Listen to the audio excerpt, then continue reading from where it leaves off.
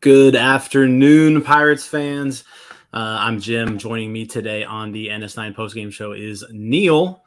Pirates drop the rubber match of their opening series to the Cincinnati Reds today, 3-1. Lose the first series of the season, but we're here still to talk about it. So, Neil, how you doing? Unfortunately, I'm doing okay. Would have liked to see some better baseball. Maybe not see Vince Velasquez to leave pitches down the middle all day, but still happy baseball's back. So, yeah, I mean, baseball's back. I mean, it was nice to be at the game yesterday. That was fun. Weather wasn't all that great, but it's always good to see, real meaningful baseball. You mentioned it. Well, I guess we'll kind of start off with that. Like I said, 3-1 loss today. They dropped the series. Vince Velasquez, his first start as a Pittsburgh Pirate. He looked, on and off kind of during the spring, but he finished strong, I felt like. But today gets his first start.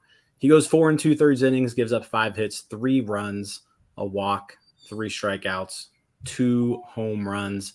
And I think you mentioned it, right there at the beginning, just some execution of the pitches on those home runs, some brutal placement, hanging slider and a fastball just right down the middle that the Reds made him pay for and ended up being the difference. Yeah, and I do not want to draw any actual conclusions from the first 3 games of the season, like one start, but this was the concern I had with Velasquez coming in, is that even as a White Sox, he got shelled with hard hitting. Like, people made hard contact off of him all the time. And I think it's just because of how he places his pitches. And we think we saw that today. 2 home runs. I mean, one was a Little League home run. I'll give him that. But, he got hit so hard today. And it's not going to play, especially against better teams. Yeah, I mean, StatCast keeps track of, hard hit baseballs, right? And there were 6 hard hit balls off of Velasquez. I thought, outside of the 2 homers, I don't think he looked all that bad. But that's the thing. You can't make mistakes to Major League Baseball players. They're going to make you pay. And he made 2 big mistakes today, and that ended up being the difference in the game. Well, I don't know if it's a fair comparison, but I remember 2021 JT Brubaker. It was kind of like we always say. I remember me and my friends always say, well, he looks good, and then he gives up 3 home runs to start, so it doesn't matter. Right. So it almost feels like we haven't gone anywhere with our pitching since then. Yeah, I mean, at the end of the day, results is what matters, right? And Vince Velasquez hasn't had the results that you would like to see, really as a starting pitcher over the last few seasons. He's been decent out of the bullpen. I think he could be a, quality bullpen arm. I think that's where he belongs on this team, to be honest. But right now he's in the rotation. He's kind of smack dab in the middle of the rotation, it seems. And not a great start to the year. Hopefully he rebounds. But again, this was a bad Reds lineup that he faced, and he couldn't get through the 5th inning. And I mean, I just do not understand how Jason Vulser is destroying us. Someone like Jonathan India, I get that. Jake Fraley, they've had Tyler Stevenson. Some of these guys are actually pretty good. Jason Vulser should not be hitting nukes off of us, and he torched us today. Yeah, I mean, the Vulser had a home run game 1 too, didn't he? I think so. Yeah, I think he did too. So, yeah, people named Jason Vulser probably not your best bets to hit homers off of, but that must have been what Dodgers fans last year were feeling like Marcano was hitting bombs off of them that one time. Yeah, No, exactly. Yeah, not a great outing from Velasquez. I will say this though, bullpen came in and they got the job done. So Yeah. Zastryzny relieved Velasquez in the fifth. Got out of that inning. Will Crow, 2 scoreless innings, got into some trouble there in that second inning, but he got out of it. Dwayne Kind Underwood of caused it Jr. himself. Yeah, and Dwayne Underwood Jr. again got into some trouble, but eventually got out of that inning. Yeah. No, the bullpen has surprisingly not been the issue. As weird as that sounds, that the bullpen's been pretty good this series, and I think that, but like even starting pitching hasn't been our issue. It's been the offense. So I mean, I have no complaints. I mean, I would have liked to see Underwood not give up like hard hits and like give up a double, but I'm okay. I'm okay with how he did. Yeah, I think you nailed it there. I don't think the pitching was really the issue in this entire series. It was the offense was not able to put together meaningful at bats and execute these last 2 games of the series. I know you mentioned on Twitter 0 for 8 with runners in scoring position today. That's you're not going to win. You're not going to win a baseball game if you go 0 for 8 with runners in scoring position. Do we know how many what we did like yesterday with runners in scoring position? Yesterday, the Pirates were 3 for 7. Oh, okay. They just didn't have many in scoring position. That was Lodolo kind of carved us up. Yeah, that was the issue yesterday. But okay, I mean that's better. But yeah, no, it was so frustrating to see Connor Joe would get on base or McCutchen would get on base, and then just immediately 3 weak at bats. Like Carlos Santana didn't have a single competitive at bat today. I don't know what he was doing. He did make a good play in the field. He did. He did help Will Crow out in that 7th inning. So it wasn't all awful for Carlos Santana, and he had a good opener. I think he had 2 hits yesterday. So not a terrible series for Santana. I mean, overall the numbers weren't great after his 0 for 4 performance today, but I mean, at the end of the day, it comes down to if you're not going to hit home runs, which the Pirates had 1 and it was a solo homer by Brian Reynolds. If you're not going to hit home runs, you're not going to beat teams if you can't string together hits or get hits when people are on the bases. Yeah, and it would be really, really dumb to suddenly oh, the offense is screwed because of this one series. But there is definitely right. You're not going to be doing it against the Reds. Who are you going to be doing it against? Because the Reds should be worse than us this year. If you go up and down our lineup, you should be able to see we have a better lineup than the Reds. We should be able to get at them. And even though Ashcraft is good, he's not 7 innings with 1-run baseball good, or else we should be getting to him especially with the new rules, which I think you mentioned on Twitter.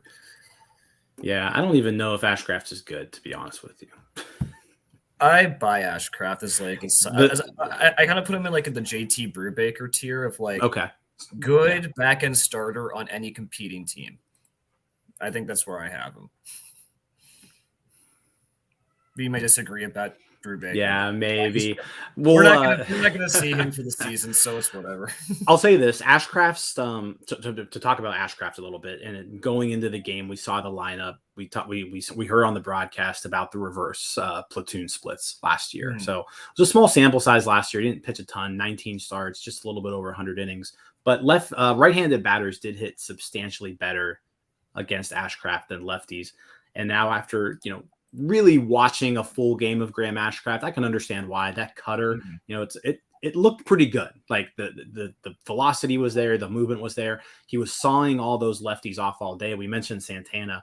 Santana couldn't get the barrel to the ball. He was getting jammed every single time. It happened to Cruz a couple times too. You saw broken bats from him. You saw a broken bat go farther than his ball the one time, almost decapitated Jonathan India at second base. I could see, after watching the full game, I now understand those reverse splits from Ashcraft. And we saw Connor Joe and then Andrew McCutchen in the double. You saw what, against those cutter guys, you've got to, if you want to get the barrel to the ball, if you're a righty, you got to kind of those outside pitches, those balls are going to be going away from you. Yeah. Get the barrel on them and take them to right field. And so like Connor Joe, I felt like did a decent job there. Brian Hayes was getting the ball. It was in the ball hard today, but again, like right in the dirt. Couldn't get any lift on it. It's weird that Brian Hayes didn't get on base a single time today, because that sounds like his bread and butter. Even with the hopefully new improved launch angles. And but it also begs the question, if the splits are out there for everyone to see, and I'm not a manager, not a GM, why would you then stuff the lineup with lefties if Ashcraft is better against lefties? Well, I think you got to play some of them, right? No, no, definitely. I'm definitely not saying sit them all. But let me just say, Cruz is a lefty, Reynolds Bat's lefty, Santana was a lefty, Choi's a lefty. But were there any righties on the bench? What? Were there any righties on the bench? Castro? I mean, he's going to bat lefty against a righty. Oh, right. I forgot he's a switch hitter. Yeah. So like, I don't know if there were. I mean, I think he did as good a job with the lineup as he possibly could. Mm-hmm. I don't want to make it seem like I'm complaining about the lineups, because like I think it's kind of tired, and like it's week 1 too. Like you want to get everybody in the game, and it's more just like I would like play to like your the other pitcher's weaknesses. But no, I'm not. The lineup card is not why we lost today. No, it's not. Let's talk about. Do we want to talk about the pitching anymore? Unless you have anything stand out to you to say. I don't have much to say. Like I said, Velasquez is going to be in this rotation for probably at least 2 months. So, hopefully he gets better. Hopefully he can locate his pitches. The command, like I said, just wasn't there today. Good job by the bullpen. Good job by the bullpen overall in this series. So good surprise there. Yeah. Hopefully they can keep that up. But I'm hoping that's the injury. Zastrizny. Zastrizny is like some like new guy, because I had no idea who he was, and he's been a pleasant surprise in the 2 games that I've seen. He at least got out of that inning. So that was good. A career minor league pitcher, doesn't have any velocity. Mm-hmm. So if he could become like an actual bullpen arm, I'd be so happy. I would be really happy too. I'm probably not banking on that. No, but if he can at least like, I don't know. I mean, you see these lefties all the time though, where every once in a while they'll just magically perform over a season. Because when you're a left-handed reliever, you're dealing with small sample sizes, quick spurts. If you can just string together some good outings, and you're effective. We saw that with who was the lefty that we had a few years ago, where we acquired from the Rockies. What was his name? He had like a really good first year, but then year 2 he just fell off and was terrible. I'm sure someone in the comment, Bucko Michael, probably know. I mean, that sounds like almost like Kyle Crick. But 2 years ago, you said? Yeah, it was like 2 years ago. Lefty, claimed off of waivers from the Rockies. Not good, but he put together a decent season and then started sucking, and that was it. Yeah, you got me. I have no earthly idea. But yeah, I think the bullpen. No, not Shreve. You talk about Anthony Banda? No, I'm not talking Anthony Banda. Let's just pull up 2020 Pirates. Oh, it's 2020. Pirates. I mean, it would have been 2020, 2021, 2022, that area. Sam Howard. That's what I'm talking about. Oh, Sam Howard existed. Yeah. So like Sam Howard, like not a good pitcher, but he was able to string together some outings in 1 year, and he was halfway decent. So and it's nice since we have no lefties on the 40-man. So we take it. So yeah.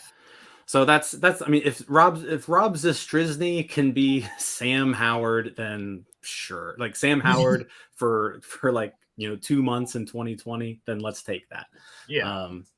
But yeah, I don't have a whole lot more to add about the bullpen. I do want to get into Andrew McCutchen a little bit. Let's talk about him. So this was his first start in the field, and he made an awesome catch out there. Actually, he made a great catch out there in the 7th inning that you know, it looked like that catch may like kind of turn into like the turning point. Like maybe we're grabbing some momentum, because then the Pirates come out in the top of the eighth. Castro gets on base, Cruz gets on base. You've got first and second, nobody out. And then Reynolds, Kutch, and then Santana do up, and nothing comes out of it. But and now was the Joe catch that same inning? The Connor Joe catch was earlier in that inning too. Okay, So just really good outfield defense that inning. Now Kutch, I mean, I have been very happy with how Kutch has played. Like I was kind of like, obviously very happy he was back, but I was like, you know, is this really going to make like the team like all that much better? But like I think offensively, like he had a really good series. You know, he was getting on base. He walked 3 times on opening day. Now, I didn't catch the game yesterday after the second inning, so I couldn't tell you what happened with him yesterday. But, I mean, no, I've had no issues with how McCutchen has been playing. And he was, like, one of the few life forces of offense today. Yeah, he's been – I mean, it's just vintage Kutch, and you know, the plate appearances are good. He doesn't chase pitches. He makes people throw the ball in the zone. The double today was also like vintage Kutch, like hit it hard, the opposite field, went with it. Like when McCutchen was on in those first, you know, beginning half of 2010s, when he was on, he was driving the ball the opposite field. And so he was able to do that today. And I said, drew another walk. He's got 5 walks now on the year in 3 games. So if he can just keep that up, man, that'd be great. I'm not sure I'm going to go bet all my money on a 900 OPS Kutch, but if it does, I'm going to be the happiest man on earth, and also kind of pissed if we're not in the playoff spot if we're getting that from him. Yeah. God, my cat is locked in her room right now, and this stupid cat. God, I swear, every single time we do one of these, Neil, I come downstairs in my basement. My cat goes into the room where like her like food is at, and I close the door, because if I don't, the dogs are gonna eat the cat food, right? Yeah. And now the cat wants out of the room, and she's being a little bitch. I mean, thankfully, it's not like one of those like 2-hour-long podcasts. Like we're gonna be here for a little bit, so your cat's gonna be free. Yeah, no, she'll be good. But Andrew McCutchen, a good start to the season. Good defensively today. I mean, I'm not gonna complain about anything that he did. And I think it's just great that he's back in a Pirates uniform. I can't wait until that home opener. I'm really looking forward. I'm excited. There we go. That's awesome. Can't wait for that home opener, because that's just going to be a special moment, I think, for him and for Pirates fans. So, because like me and my parents weren't going to do it, but we decided to do it because we went to the Kutch reunion back in 2017 when he came back from the Giants. And that was so cool that I was like, we should do this again. So I'm excited. Yeah. No, that'll be good. If I don't know if it's sold out yet, but if you're out there and you can make it to the home opener, you should make it. I mean, it's just going to be a good environment. Like, you got to welcome Kutch back. If I can drive 5 hours to come see it, and you live in Pittsburgh, there's no excuse. There you go. Bucko Mike says the Pirates might be 1-5. I mean, they might be. They head to Boston after this, so we'll see how that goes. I am hoping this offense wakes up against an atrocious Red Sox pitching. Like, they have been awful. Yeah, and I think there was a lot of runs today too. I mean, I guess they scored a lot. Boston did today, but they also gave up 5 runs. But I hope that we don't have to suffer through that again. I mean, at some point the offense is going to wake up. You know that they'll at least get one or 2 games here where things will start clicking, but hopefully it's sooner rather than later. Yeah, so far they just haven't been able to just be consistent up and down the lineup. The games where we've had so far, maybe there's 1 or 2 guys performing. Outside the opener where Cruz looked really good, Bay looked really good. McCutchen had 3 walks and a single, right? So that opener, the offense looked pretty good. Yeah. But outside that, today was McCutchen and Connor Joe. Yeah, on both sides. And Reynolds. Yeah, and both sides of the ball. The outfield. So good job by the outfield today. I actually kind of Connor Joe's kind of like whatever, but like I actually kind of like him like as like the Sawinski platoon. And I don't think like he's gonna be like like amazing, but like I honestly do like him on the roster where like he can slot in at first in the outfield and just hit lefties. Because last year we were so inept against lefties as a whole that it almost made no sense to like even play the game. Yeah. And so having a guy like him on the roster isn't like anything groundbreaking, but I like him. And apparently he was a fan favorite in Colorado, so hopefully he is here too. What I think if he can get back to where he was like in 2021, that his like first taste there, at the in Colorado, he had a nice season in 2021.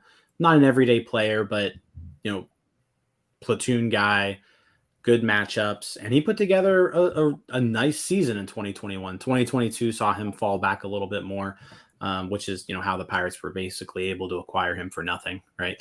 But no, I think he's fine on this team. I don't think he's taken a roster spot from anybody. Like and like if you're gonna argue that Cal Mitchell or Travis Swaggerty deserves a spot over him, I'm gonna say you're wrong. Like Connor Joe, has had more success than either of those two players, so.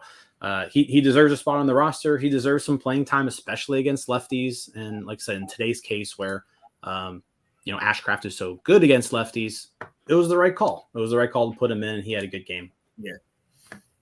So, yeah, I mean, when are we going to start talking about how bad Austin Hedges is offensively? I mean, I know we've been talking about it, but another just pathetic performance from him today. I mean, it's like having a pitcher in the lineup. Yeah, it really is. And the joke's going around because like he homered in his first at bat of the year, and I'm just like, we're gonna have to suffer through Austin Hedges batting for until June or July. I don't know when, but it's so bad.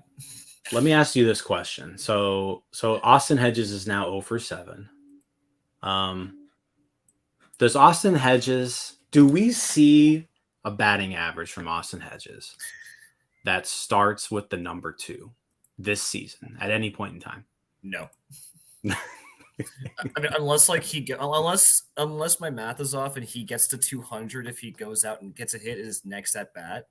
No. He's so offensively inept. And like, listen, I don't hate the idea of getting a guy like Austin Hedges on this team. I think it makes sense. Absolutely not. Yep. But holy crap, please make him the backup so I don't have to watch him for 100 games. Yeah. I think he's an extremely capable backup catcher. And I think a lot of people get annoyed with my constant complaining over Austin Hedges. And like, let me be straight here. I'm not complaining that Austin Hedges is on this team. Like Austin Hedges should be on this team, but just seeing him out there like day in, day out, every day, it's going to drive me crazy. For me at this moment, I'm more like, so let's put it this way. As a backup, I think he's an A+ signing. As a starting catcher, I think he's an F tier signing. Like we're talking about a guy who has not had a WRC plus over 50 since 2018. And we have to watch that bat play every single day.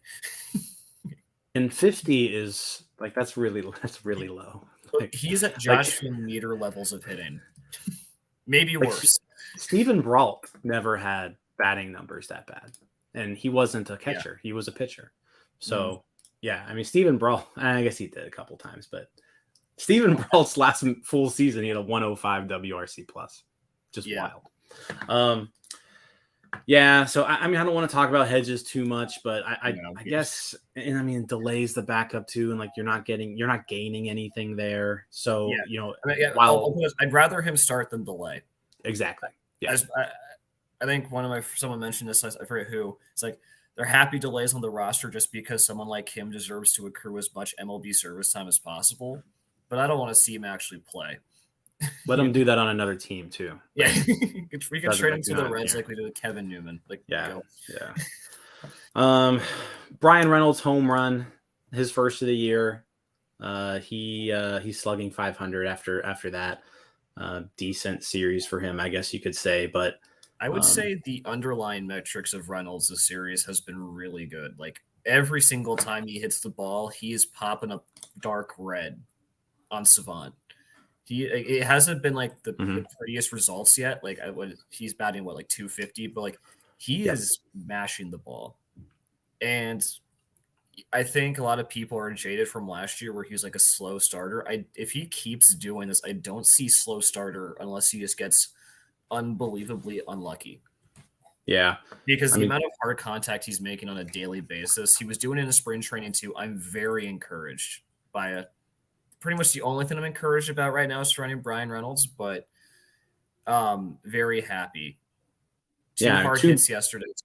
Two barrels hits actually today too, like actual barrels. So 107.2 and 109.5 or 109. Savant had him at 2 hard hits each game in the series. Yeah, didn't always get him on base, but I take those every day. That's a good sign. Oh yeah, like you hit 2 balls. You hit 2 balls two hard hit balls every game. We're gonna take that every time. One thing that we haven't really talked about, and I guess we've got like 2-3 minutes here, real quick. Yeah. Let's just quickly give your thoughts about. We haven't even had a show or anything that has talked about this Brian Reynolds extension talk yet. What are your just quick thoughts on the news from this? I guess was Friday when like kind of the details came out. So if we start in 2024 next year, they've agreed on terms as far as like years and money goes, but the Reynolds camp wants an opt-out. They want an opt-out after his first year of free agency. So if you're the Pirates, Neil, give us your thoughts real quick. What would you do? I would give him his original ask so he doesn't have the opt-out. Because what Mackey reported is that Reynolds only wants the opt-out and is not negotiating because he came so far down on the money in the no trade. He gave up his no trade clause. So he has already conceded like 90% of like what he's asking for. And so if you don't want this opt-out, which I think is fair, it doesn't make sense for the Pirates to have an opt-out after 4 years. But there's an easy solution. If you've come up to 106, pony up the extra $3 million a year to keep him here for 8 years. It's so simple. But I think it's gone too far to the point where he won't accept that because we've been so insistent on lowballing him. It's frustrating. But that's my thoughts. No, I think that makes 100% sense. I think that's where the Pirates are kind of at right now too. Like if you're the Pirates, you're making a risk here to lock him up, and I know that Reynolds has, gone down on his asking price quite a bit. You look at those numbers and, that's a steal. That's a steal for the Pirates. But $14 million a year for Reynolds, man. Yeah. But like at the end of the day, if you're going to make a commitment to a player, you also need some sort of commitment from him too. And, an opt-out after that 4th year just isn't it. Right. So, yeah, I agree. And we'll get into more of that tomorrow. I don't know if we'll be doing a Starbucks tomorrow. DiNardo's out of town, so I may be doing a Starbucks with Tyler, maybe. I don't know. We'll see, but we'll talk about it some more, but that's about it for today. Pirates lose 3-1 in front of 14,000 fans in Cincinnati. Dropped the series. They're 1-2. Vince Velasquez with the loss. They play tomorrow at Boston, 7:10 p.m. Johan Oviedo gets his first start of the season, and he will be facing Cutter Crawford, who I've never heard of before. No idea who that guy is. Sounds like a guy who's bad and is going to post 7 shutout innings against us tomorrow. Take it to the bank. There you go. I'm looking at his quick game logs from the end of last season. It doesn't look like he pitches in too many wins. So, okay. Yeah, we'll see. We'll see what happens. But that's all we got for today. Thanks for joining us. NS9 Postgame Show. Again, Pirates drop it 3-1, lose to the Reds. 1-2 on the year. We'll be back here tomorrow, though. So, thanks a lot, guys. You all, thank you for watching. I know we try to provide the most entertaining content that we can, and we'd love to spread it to as many people as possible. So I know it doesn't seem like a lot, but if you could take the 5 seconds to like this video and subscribe to the page, it helps out so much more than you know. Thank you, and let's go Bucks.